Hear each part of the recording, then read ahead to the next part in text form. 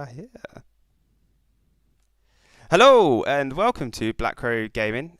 I'm your host Arron, and tonight I'm joined by two special guests. And as you've probably worked out from our title, we've got some northern guests. So, boys, if you could just give us a bit of a hello, let us know you're here. Hello. Evening. Thank you very much. That was wonderful. So let's do some introductions. So in the middle, we have our latest and newest recruit. We're going to call him Bruce. We're not going to go with first names. He's just going to be known as the Bruce. How does that sound? Yeah, absolutely fine, mate. Thank you. So I figured as you're joining and as part of your introduction, I thought we would show you a little tidbit of what we've got. So you're going to be leading the charge, aren't you, Bruce, for as the team captain for our northern chapter. Is that right? Yes, indeed I am. Yes. And being northern, do you see yourself as a bit of a leader on the front lines? I'd like to say I'd like to take a lead at times. Yes, that would be correct. Okay. So would you say that a nickname known as Braveheart Bruce would be?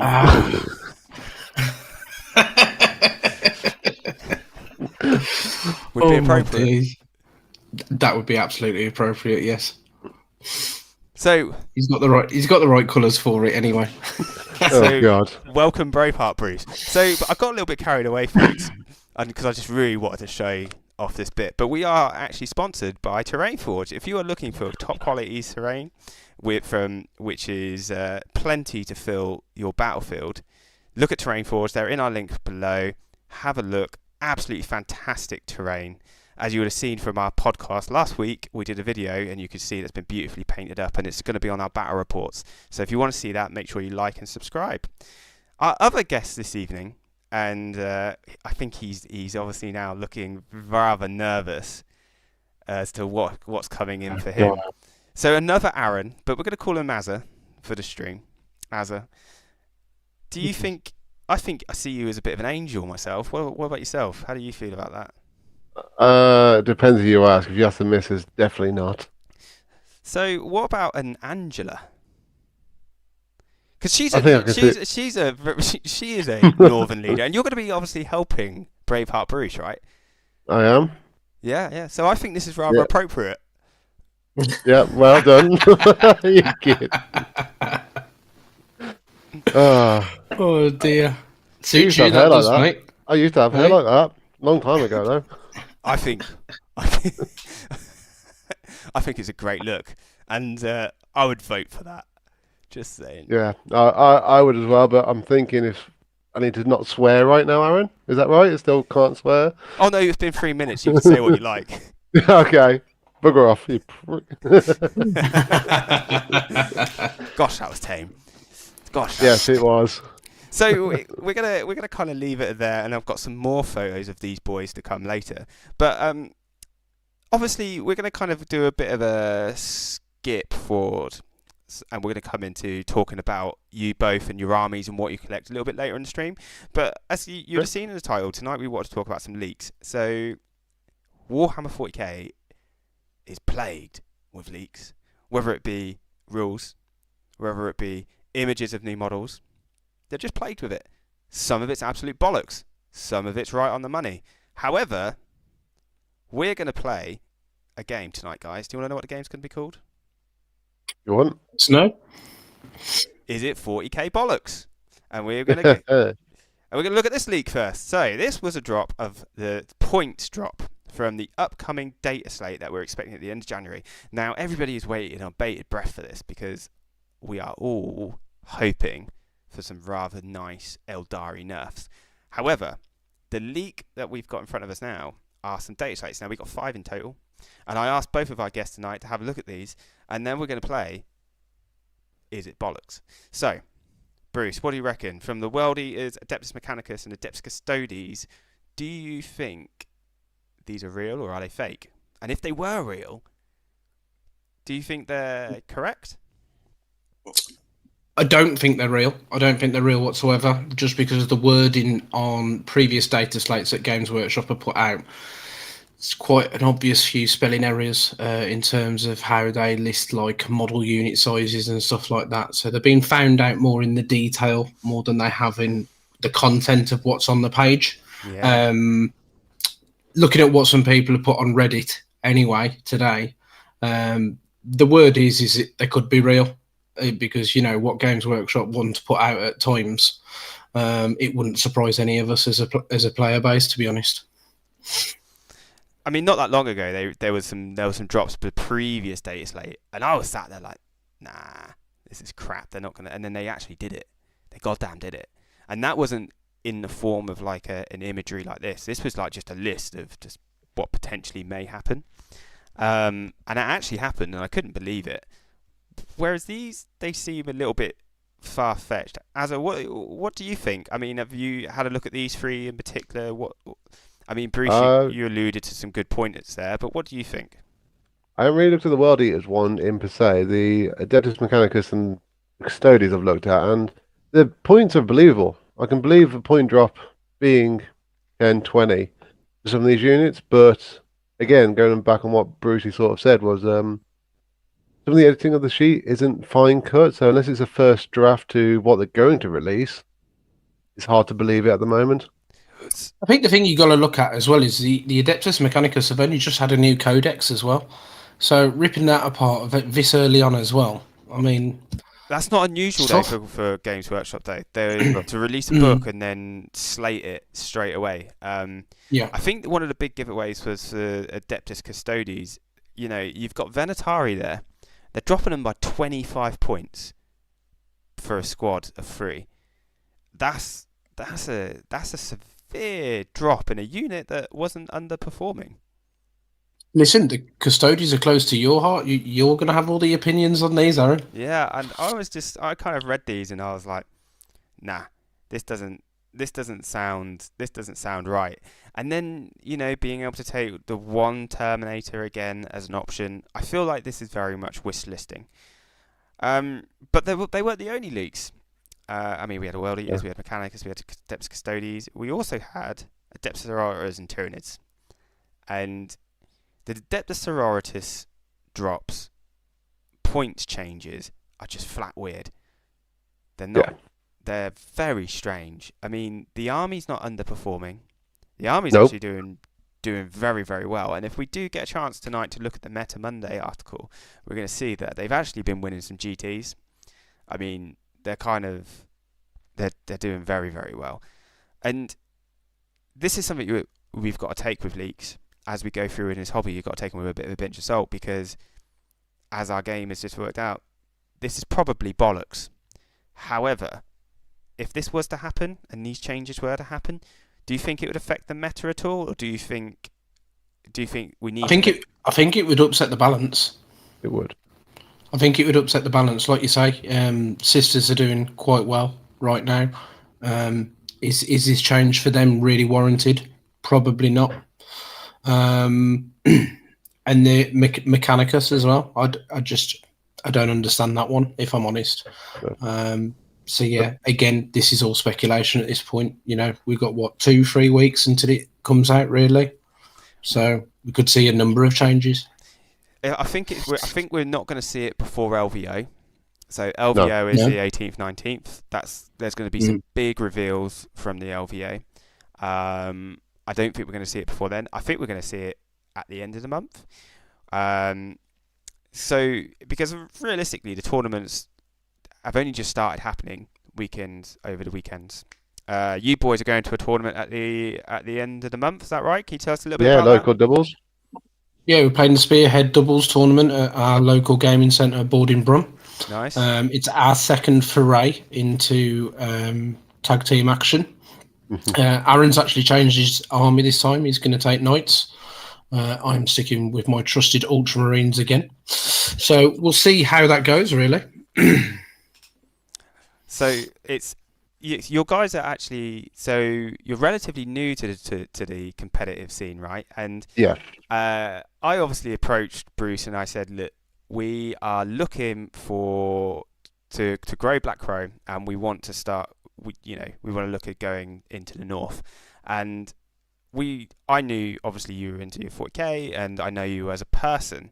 So when it came down to it, like in my mind, I knew that I'd approached the right person for this job. Apology, I hadn't met you previously, but I knew Bruce from from gaming and back in the day. So it just kind of highlighted one thing about Black Crows. We don't really care about like necessarily how many tournaments you've been to. It's about the effort you want to put into the team, and how many. We're not really saying you have to attend 4, 5, 6, 7 tournaments a year. What we want is you to build a community. Yeah. Build a community. Use the Black Crow Gaming banner, and then just make it better. So Bruce, what did you think when I asked you to join the team? Well, obviously, we've had plenty of discussion over the few days that we briefly spoke about this. For me, it was something I wanted to get on board with. Obviously, doing my first tournament with Arron last year, it was a great experience for me, and meeting other like-minded players within the community as well. And obviously, speaking to you, I think the main outlay for Black Crow is creating a sense of belonging in the community where people don't have to attend these events on their own, and it's all about stripping away that toxic perception of tournaments, removing that ill will that people are turned off by, and encouraging it really, and getting people into an area where they've got support behind them. And it's really important that you build friendships from this, and you come away from the tournament table, and you're around the table for a beer after. I think that's important. Yeah, absolutely.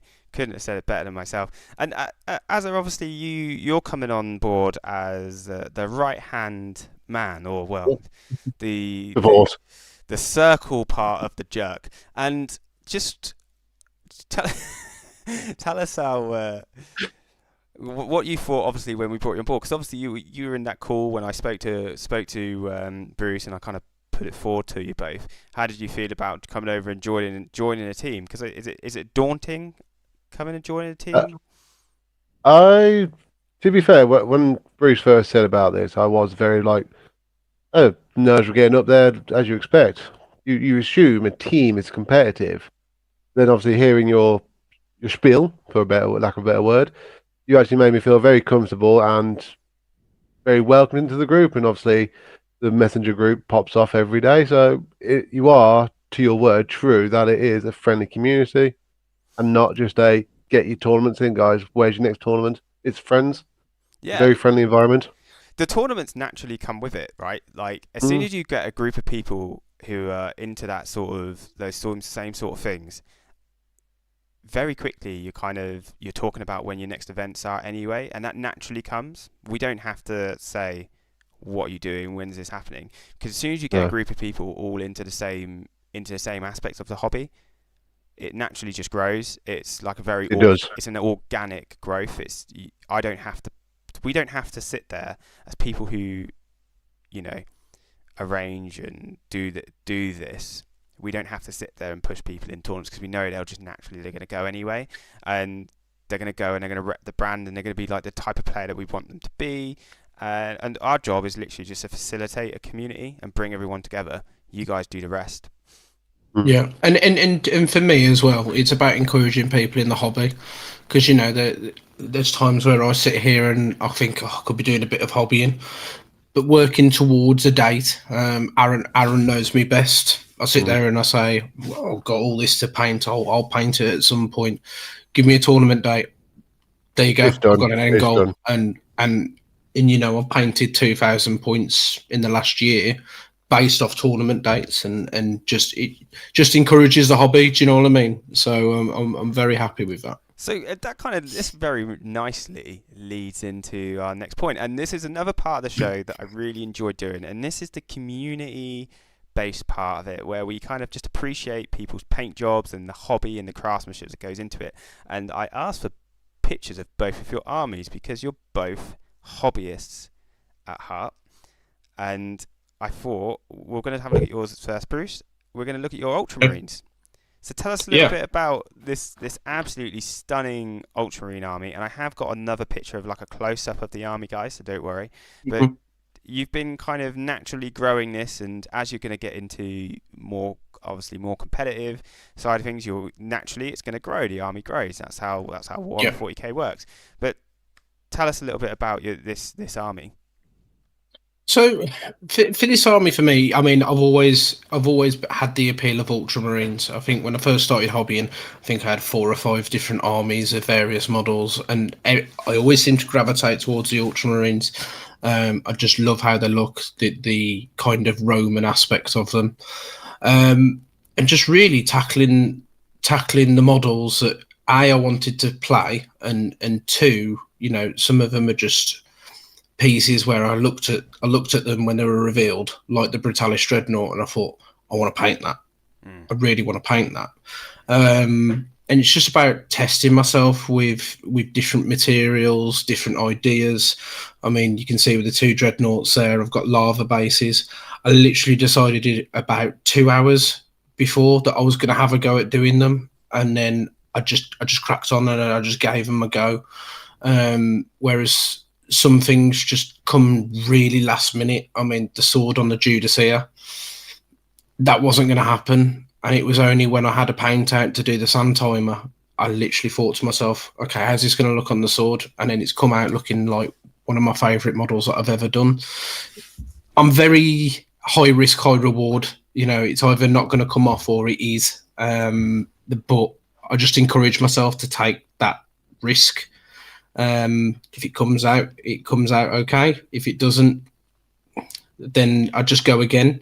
Arron will tell you I changed the colour of the Ultramarines, so I've actually got quite a few painted models in a different blue, and I made a conscious decision to change the colour, and it's been the best thing for me painting wise, because I really still feel like I'm getting the results now. I mean, it's a gorgeous army. I'm going to give us everybody a close up to have a look at it, and I've been kind of watching your development. And I've been dropping you like little messages from time to time, just kind of saying. You have, and it's been great to hear. Just to say, this is it's coming on, and I've obviously been waiting for the right time to approach you and be like, well, how about joining us? But this is a bit of a close up. I don't know if you folks at home can see that any closer. Our pictures will all be posted by these lovely gentlemen into the Black Crow Gaming Discord, which is absolutely free to join. Come and join us. Come and have a chat. It does pop off, but the more people we get in there, the regularly it will talk. So with beautiful army, Bruce, thank you for sharing that with us. And now, Arron, no problem at all. Thank you. We're going to have a look at yours as well, because as part of the community side of things, we want to look at yours. And we didn't have as many photos of your army as we did, Bruce, but we were able to make you a little collage piece anyway. And here we go with some AI artwork. This is the absolutely stunning Harlequins army, which is a daunting task to paint. Tell us a little bit about that. What, the daunting task or the Harlequins? Because both of them are just fantastic. I mean, you're an Eldari player, so you're a bit of a wanker, so we need a little bit of well, okay. Let's dial that back. So this all started, like Bruce, having so many armies and really not getting on with any of them. I tried to get on with Black Templar, and I just wanted shooting as well as the melee. And the GW store manager at the time went, oh, there's some Harlequins that seem to be a bit quicker and a bit more what you're after. Googled them, researched them, and absolutely loved them. The way they perform in the lore, even the short novels they have, amazing. And then I got to painting them, and this is probably version 3. So I've actually painted this army 3 times. Wow. And yeah, and on this version, I got brave to do the hand diamond. So on a lot of the characters, you'll see a lot of diamonds if you zoom in on them, if you could. But yeah, it took me hours to do a leg, but worth up it, till 9th, up till 9th, I loved playing them. 10th has sort of dropped me off, and as we got put into the Eldari Codex, I got a lovely, fortunate chance to buy a large sum of models for a good rate. So I became as you call it, the scum of the earth Eldari player. I didn't call you a scum of the earth. I called you a wanker for being an Eldari player. That's very different. To be honest, you were the scum of the earth before you bought Eldari, so it's fine, mate. Yeah. Cheers, guys. Thanks. I'll be here. I'll be here all week, taking abuse. So, obviously, as we've started our northern chapter, I think it's time we play our caption game.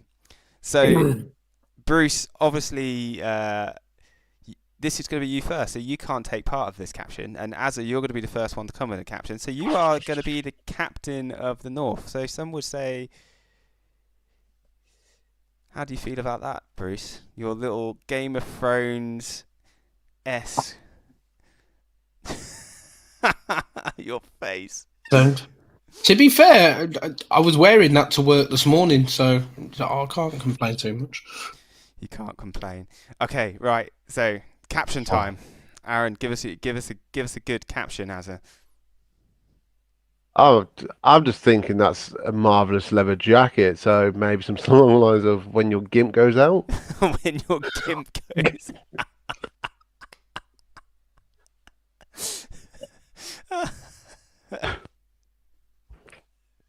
Oh dear. Oh.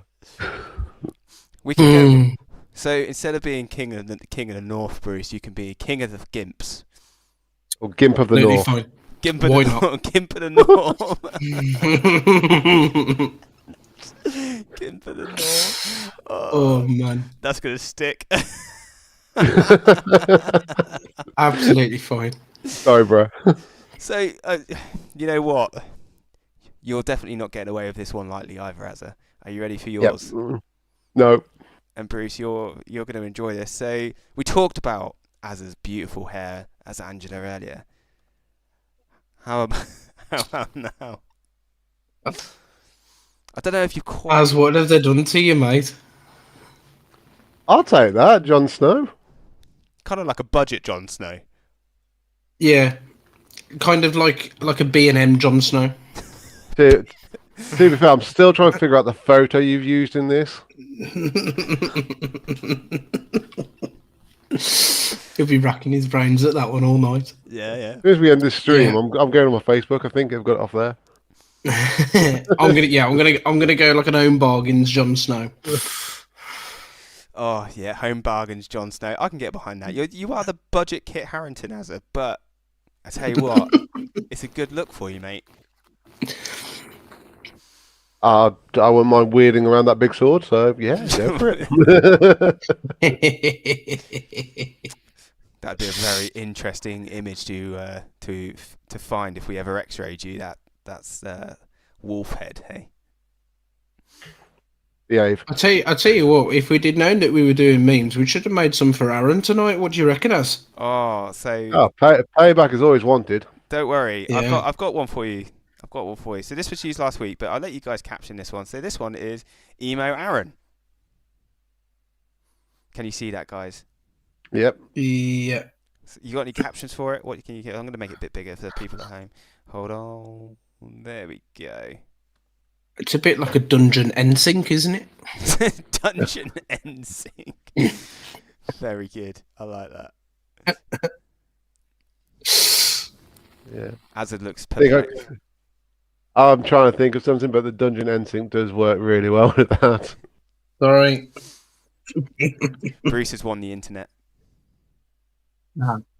But you know when we called you a bit of a, for being an Eldari fan, you were a bit of a wanker, Azza. Yeah. And because obviously Toby couldn't make it tonight, and we all miss him, so we're going to give you your first official Tankin' Toby. Hey. Hey. Don't worry, we haven't popped out the Votan Sams yet. But we've got Tankin' Toby, guys, because we all miss Toby. Where is he? Whilst we're going to do the rest of it, we'll actually get Toby so he's with us. Where is the Mormon? There he is. Trying to sell us some Bibles. So we've managed to kind of get through this quite quickly. So how do you guys feel about having a look at the Meta Monday article that was released? Now, you guys can see my screen, so we can have a look at this together. So there were a few tournaments that happened this weekend, folks, and there were actually some shock results. One of which being Custodes won a GT, which is fucking bewildering. But they need to stop it. They need to pack it in because you're bringing up our win rate. Anyway, let's go and have a look at it. So here we go. So I've just got to do a little bit of... So, this weekend, There was quite a big tournament actually. Glass City in Toledo, wherever the hell that is. 78 players, 5 rounds, and it's not going to come as a shock to you boys that Eldari went 5-0. This is exactly And the Necrons as well. Necrons. Yeah, well, Necrons have actually done very well in the last few tournaments. So the great thing is about this article, for those who are watching it, if you ever want to go see like Meta Monday, you can just Google it, and he rounds up all the GTs. He doesn't look at RTTs, he looks at GTs, and the reason he looks at GTs is because they give the most reliable data. Because RTTs, anyone can rock up to an RTT and then you can spike wins. So armies that should be technically at the bottom can go to a local RTT of like 20 people, win it, and then the next thing you know, it's it's changing the win percentages. So he typically looks at GTs because it just gives you a better source of data. So for the Glass City, you've got Eldari on 5-0, Necrons on 5-0. Now Necrons have just had a new book, and I think the Necron players are quite happy. Have you guys? I bought the Codex yesterday for the Necrons. Oh yeah. Have you had a bit of a read? It's still in the cellophane. For those on the internet, I had a night with my son teething. So it is still in the cellophane, but I might be ripping it open tonight after this to have a read in bed. But I'm quite intrigued. Yeah, I mean, it did very well. I mean, as we've gone on to our next tournament, we've got the Denver 40k Fight Club. That was another 78 players, but that was over 6 rounds. Sisters went 5-1. Necrons went 5-1. So first was Sisters. I can't imagine that's much of a shock for either of you either. And Necrons again with that Canoptic Court. So it seems that the way to play Necrons at the minute may be that Canoptic Court. Now I don't collect Necrons. I can't really tell anybody about that, but I know that the Sisters of Battle or Adeptus Sororitas are still very strong. Very strong. And if you look at that tournament there, they're all 5-1. Yeah, it's interesting, isn't it? So they all lost again. Strong showing. Strong show. And there's no Eldari, there's no Custodi. No, well, Custodians are at the bottom of the meta in a minute. It's interesting because it's Dark Angels, it's Space Marines, Death Guard, Chaos Knights. No, Chaos Knights are very strong. They're like a sleeper strong. Chaos Demons and Death Guard. But it's the same, again, if you look at the top one we looked at, it was World Eaters went 4th, Tyranids, World Eaters. Did they collect anything else in Toledo? World Eaters, Tyranids, World Eaters. What I do find interesting about looking at that meta article there is a lot of the Space Marine detachments of Vanguard. When I've been doing a bit of reading over the last week, that a lot of people are 50-50 between the Gladius Task Force detachment or the Vanguard. But here it seems like the Vanguard detachment is the one that everybody seems to be enjoying the most. Yeah, it's also worth noting, chaps, that over in the US and other countries, their meta is very different to what we play over in the UK. So it's very interesting to see because they may even use different types of scoring, so it's like the WTC, or we'll be looking at the UKTC style scoring. As we go down, we're going to look at the Grimdark New Year's 40k GT. 65 players, 5 rounds. So here it is in Space Marines Vanguard 5-0, winning that tournament. And also, as well, it's worth noting, it's our first CSM. All these big tournaments, Chaos Space Marines, this is the first one they've popped up at, which I was quite surprised by. I was expecting to see more of them. Because they're very strong at the minute. And some of the biggest tournament wins as of late have come from Chaos Space Marines. Then we're going to go down. We're going to have a look at the Exterminatus, Rise of the Noodle, Wagga Wagga. That is 100% an Australian tournament. No fucker in the UK would ever look at a tournament and turn around and call it Rise of the Noodle, Wagga Wagga. Could you imagine going to that event and being like, "Oh, where are you going this weekend? I'm going to Wagga Wagga Rise of the Noodle." What? But to be fair on them, it's definitely some choice name, isn't it? It's an extremely extremely Australian thing to come out with, I think. And that is actually the one where Custodes went 5-0. Is that the first one where we've seen Votan as well? Yeah, actually, Votan have been very Good strong, spot. and Votan haven't been up there. So yeah, Votan. This is the first one Votan have been up there. We've got our usuals. We've got World Eaters. We've got Tyranids. We've got an Agmech doing very well there. I'm going to take this tournament.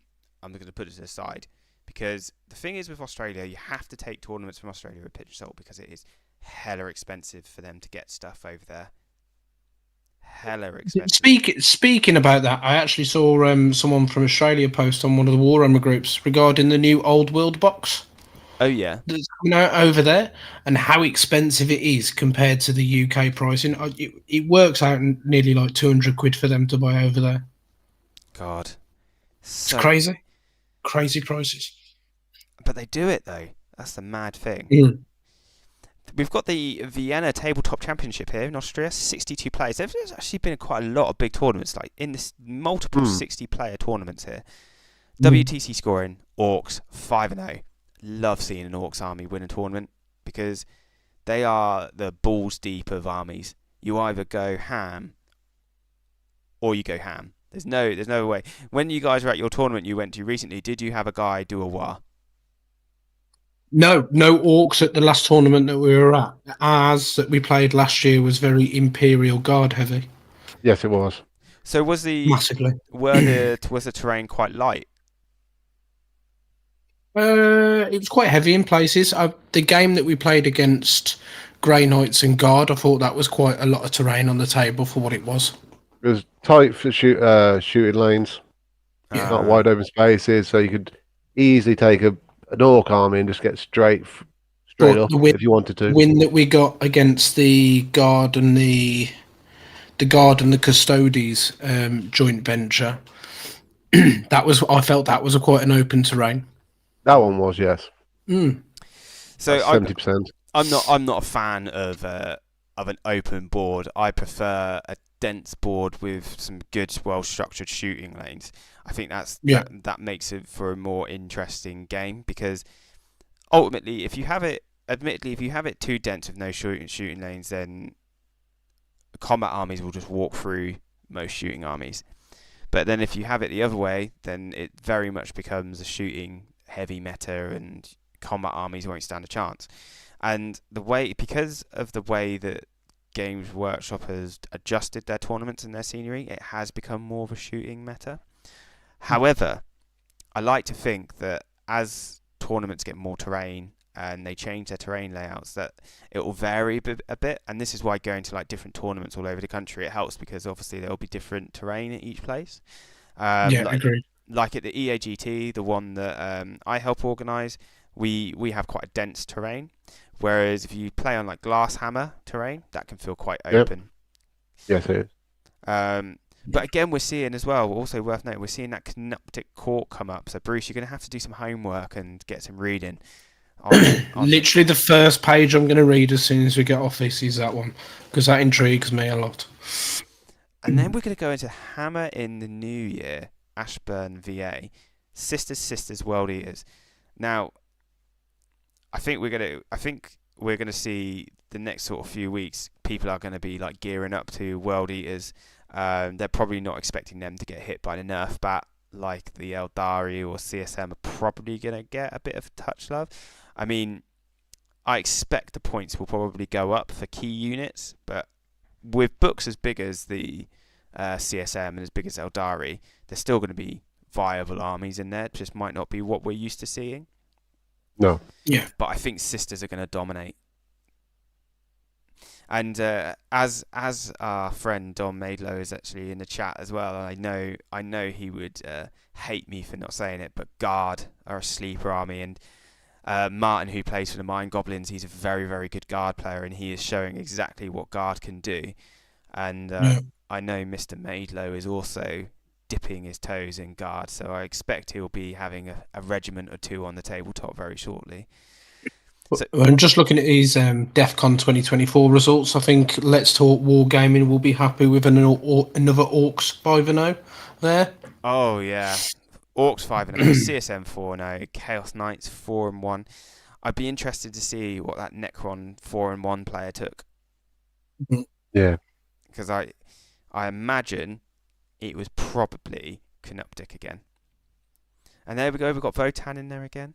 So Again? yeah, it's good. So as we're going through, we are kind of seeing the Grey Knights there at the Warhound GT. oh 6-0. yeah, we'll get to that. Oh god, blimey!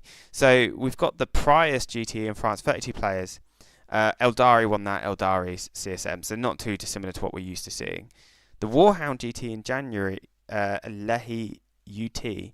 So Grey Knights went 6-0. So what was it? Says here 5 rounds. Yeah. But he's played 6 games. When you tend to get to these lower numbered tournaments, you kind of have to take some of the data with a pinch of salt. Orcs doing very well again there. Necrons again with that Canoptic court. It must be the strong. That Warlords of Warsaw is actually played out of our local game centre at Bordinborough. Is it? Yeah, they've just had their GT2 there last weekend. Just gone. You guys unable to make it that time? Not this time, but I'm looking at attending the next one if I can. Good lads. Well, will be great to see you guys repping the brand when you go down there. Hopefully we'll get your t-shirts to you soon. The Born to Game Store Championship Middletown. That was another CSM, Votan. So I think we need to kind of think about some of the takeaways here. Is that Necrons and Sisters and Orcs are looking very strong and being very popular. CSM and Eldari are still doing very well, but these particular armies seem to be propelling at the top in the new year. So I wasn't expecting a change in the meta, because the meta was very much dominated by Eldari and by CSM. Whereas it seems maybe these bigger players, they're expecting a switch and they're going to go for something else. Have you guys seen in your local area people been talking about changing towards Sisters, or have you any of the local Borden Brum? Have anybody been saying what they're going for?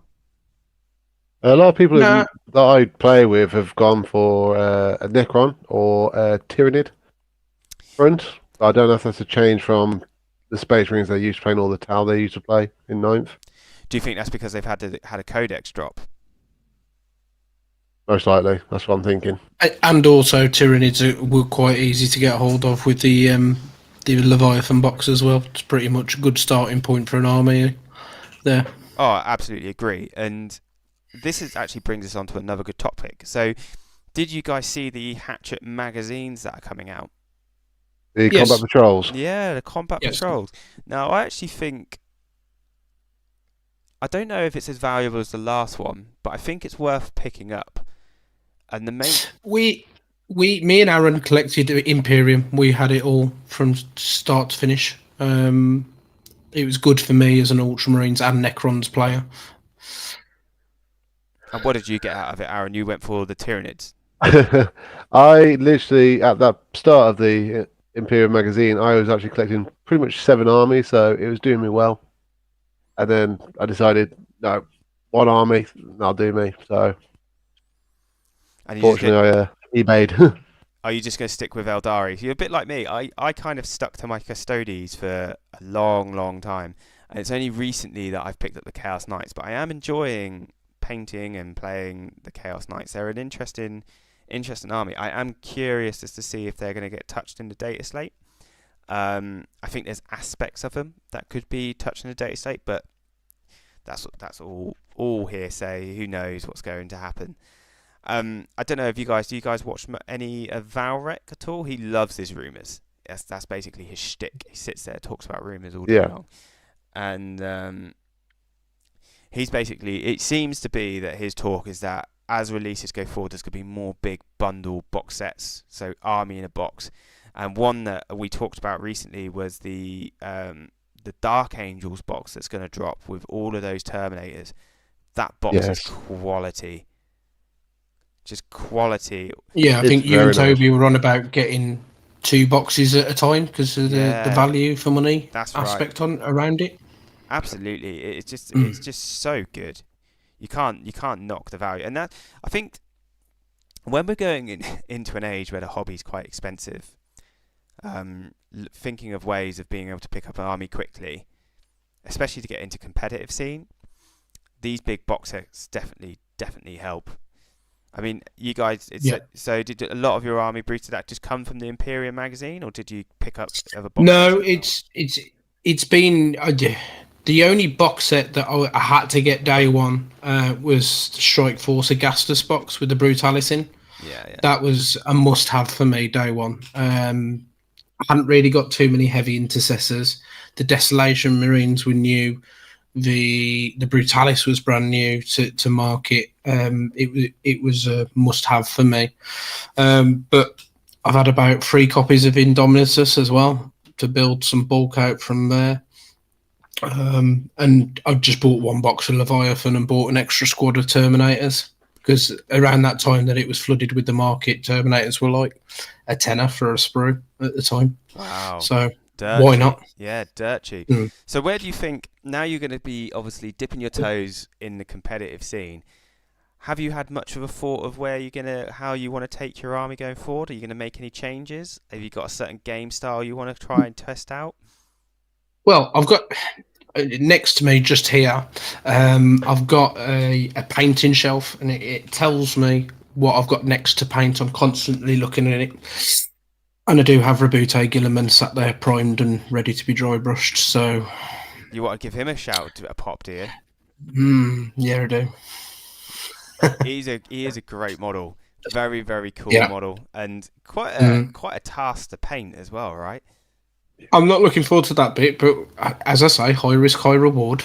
Yeah, true. And what about yourself? Same question, mate. Any changes for the future? I want to see all these new Aspect Warriors and their Phoenix Lords coming out into plastic. I'd really love to get my hands on them. I am holding fire to buy the resin kits or the fine cast kits, just in case. Now, at the moment, I am going to still carry on with either the Harlequin Wraith mix-up or a Night Spinner. I saw a very interesting list from one of the GTs of a triple Night Spinner Incarn mix, which I'm very interested about. So I can tell you from having played that list that it's busted as fuck. Double Avatar, all the Wraithguard, all the Night Spinners. It is extremely difficult to deal with, especially when you add that with like Shadow Spectres, Warp Spiders. I mean, that list in itself is a top tier tournament winning list, and if you could pilot it well, and that's what's important, it's about how you pilot your army, not always about the tools. And Toby is a great example of this. He takes an off meta Space Marine list, pilots it incredibly well, and does very well at his tournaments. And that's kind of what we like in Black Crow, people to go out there, go off cuff, and kind of come up with something a bit different. I can tell you now that the Night Spinners, I think they're going to get nerfed to the ground this data slate. I think we're going to see all of our grav tanks, the Night Spinners and the Fire Prisms, get another 30 to 50 points on them, on each of them. Do you reckon? That's steep, 30 points. I would. Well, we started at 125, then 150, then 180. So you say another 30 to 50 points is going to be steep, yeah. But they've already put nearly double on us already. Why not make it double? Very, very good point. I mean, I can see Wraithguard are particularly good. I think they will probably also get a little bit of a touch. I wonder. I don't know how extreme do they need to go in this data slate? Because the previous data slate, they hit the Custodies like a fucking rhino, but they didn't really do much else elsewhere. Do you think they're going to overcorrect in this data slate? GW will. They will do. Nonetheless, what I think they should do is flip it. So instead of a nerf hammer, a buff hammer, if that even exists. They actually bring up some of the lower forming armies and leave the top tiers alone, because the top tiers, what you're going to do, let one of the top tier players have one model. I mean, as a Custodian player, we're expensive. You are. I'm lucky I get 30 models on the board. Don't get me wrong, like Imperial Knights, they get even less, but their footprint is massive. I found as a Custodes player playing competitively, it's very difficult to get the bodies you need to be able to last the game. So it means you then have to play extremely cagey, and KG 40k difficult. Matty in the chat has just said that the 9th edition Custodes got a nerf, and they've also got this. They've gone the same way in 10th edition at the same time as well. Yeah, Matty, they have a thing about just laying into us Custody players. I don't know why. It's just a thing. I don't know. Maybe they just don't like the Golden Boys. Who knows? But Data Slate gods, if there is such a thing. I'll join this prayer. Why not? Yeah. I'll join it. I don't know if you're allowed to. You've had your 6 months of glory. How long has it been? What was it? June time. 10th dropped, and Eldari somewhere around there. Eldari have just been oppressive ever since. They're so strong, so strong. Did you, at any point, have you ever looked in the mirror and been like, I feel guilty? Oh, I've done that many games from 9th, beginning of 9th. I've done that with my Harleys. So there's one poor chap. I'll call him Mike. I won't say a second name him. He took several Lieben Rush tanks and shot a Death Jester and didn't kill him. It's probably 1,500 points when I killed his Death Jester, and it just didn't work. So yeah, I've definitely looked in the mirror and gone, "You bad man." When the Custodes initially dropped, and I looked at it, and I was like, "Oh, I could take 10 guard, as in the Custodes guard," and I was like, "Oh, that's pretty good." And then I was kind of just like, "Oh wow, I could fit like 30 in a list, and just run them at people." And then I've got Fight First for free, and then. I don't know if you guys have ever seen what 10 Custodes do in combat to anything, but we played it for the first time. I got 10 Custodes in, and I killed three greater demons, like Chaos Demons, the greater demons, like Shalaxi and co. Just like fucking obliterated them. And I was like, okay, this is a bit of a problem. They needed to change that. Just make it so that we couldn't go into units of 10. There was no need to put us in units of 10. Didn't need to increase our points, but units of 10 Custodian Guard is strong and hard to shift as well. It was just ridiculous. I could walk them up the entire board, just killing whatever they touch. And you could bring one back for a 1 CP. You're basically describing the Wraith Blade there with a Spirit Seer combo. Yes, well, Wraith Guard are a brick as well. Yeah. They've got the 4 pinfall, so they're easy to save. Then with the Spirit Seer, they get a +1 to hit. It's like 4 attacks, and a block of 10 of them is just stupid overkill. Yeah, it does get to a point. To be fair though, talking about overkill, when I played Toby last weekend, his tank one popping one of my big Chaos Knights was rather sad. That was not a feel good. He literally what are the help me out here, Bruce? Your big floating tank called the one. Repulsor Executioner. That's it. The Repulsor Executioner one popped both my knights 1 turn after another. What was he using? Heavy Laser Destroyer or the Plasma? No, Heavy Laser Destroyer. What is the Iron Hand classed as the Iron Hands detachment, and he just basically he had 2 Gladiuses, a Predator. And a Redeemer, and then a Brutalis Dreadnought, and he didn't even need to use them all. He just fucking one popped one of the knights, and then the next turn he did the exact same thing again. And that's the Iron Head Spear. I think that's an Iron Spearhead detachment or something like that. Yeah, that's right. And this is why he is a tanker. It's tasty. Fair. It is fair, and he created Emo Arron. Very sad. So, just revisiting an earlier point regarding the new Hatchet publication, Warhammer Combat Patrol, is that something that you're going to be picking up yourself, Arron? So I look at it and I'm like, I think I'm very tempted because obviously it comes with an awful lot of stuff. And and it is quite a saving over time. And I think actually what I like about it the most is that if there's something in particular might not want to collect, I can just sell it to my mates on the cheap, recoup some of the money, and it means they get cheap miniatures, I got cheap miniatures, and it's kind of like a win-win. Yeah, and I mean, listen, there's some bits in there that aren't combat patrol specific as well. Judging by the picture, for the Space Marines, there's a chaplain on a bike, which is a very good model to have. Yeah, it's like 30 quid that model as well on its own. Yeah. But also, looking at it from the outset, these sort of things are out there to encourage people into the hobby. Correct? Yeah, absolutely. So, looking at that from the outset, if that was something that I had 2 years ago when I came into the hobby, and I go, I've got a chance to really pick what I want and have a chance to play with all these different things to work out what I'd want to play with in the future. That's a really good way of going about it for the consumer, really. Isn't it like £40 and for someone a month getting into the hobby? £40 a month? Premium came in at around $47.96, I think it was. But that enables you to get the premium kits with Brutalis Dreadnought. I think there was a Lehman Russ at the end or something like that. What was the Imperial Guard tank that you got at the end? Was it the Lehman Russ? At the end of the Imperium?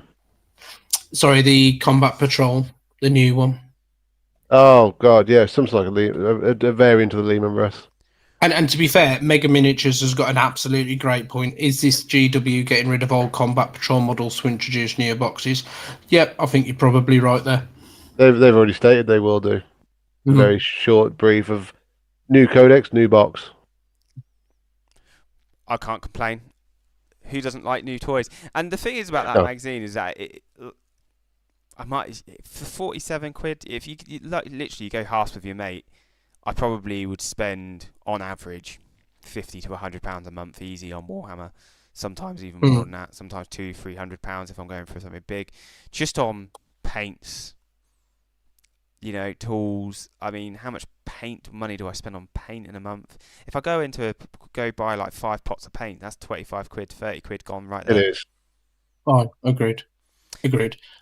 So, just referring back to an earlier point, it was the Rogel Dawn battle tank that you get in the premium kit. I mean, the Rogel Dawn battle tank, that's like a big model. That's like a £70 model.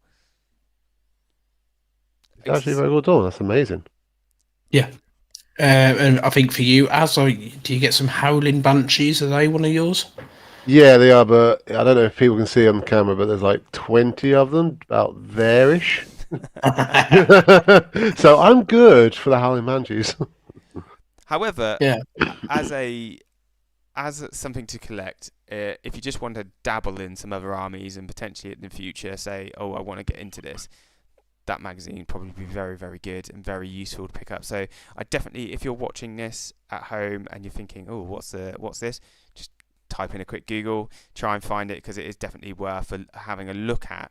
Because it may be that you, your mate, or another one of your mates, you may want to split it between you, and then it makes it quite an affordable, and you all get quite a lot of the money. How much do you think that is worth? Like, how long does this magazine go over for? So you did the Imperium, guys. How long did you pay for that for? 12 months. 18 months. Was it 18 I think it worked out 18 months. To be fair, Raz. Yeah, it was quite an outlay. What was it? 90 issues, 4 issues a month.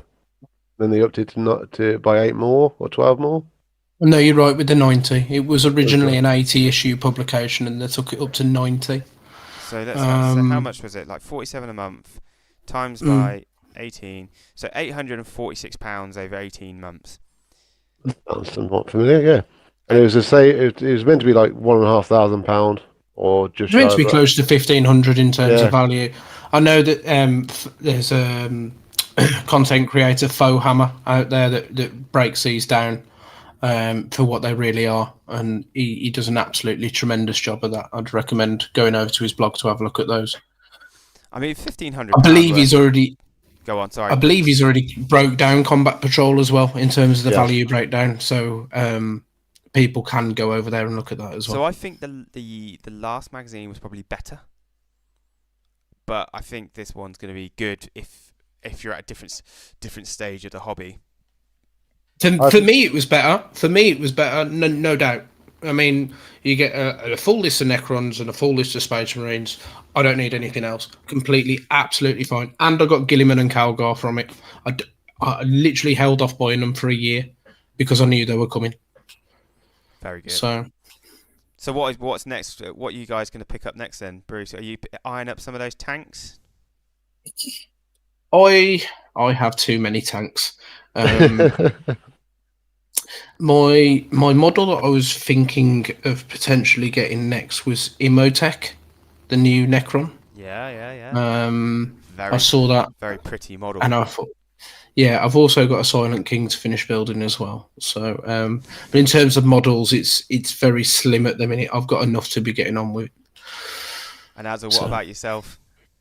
I will probably focus more on my 30k side. So one of the larger ammo bots of some sort. I don't know yet, but it's all resin. I'm going to cut my finger open again like I did over Christmas and see how it goes. We're still trying to find that finger on the floor, aren't you? Yeah, just don't tell the missus.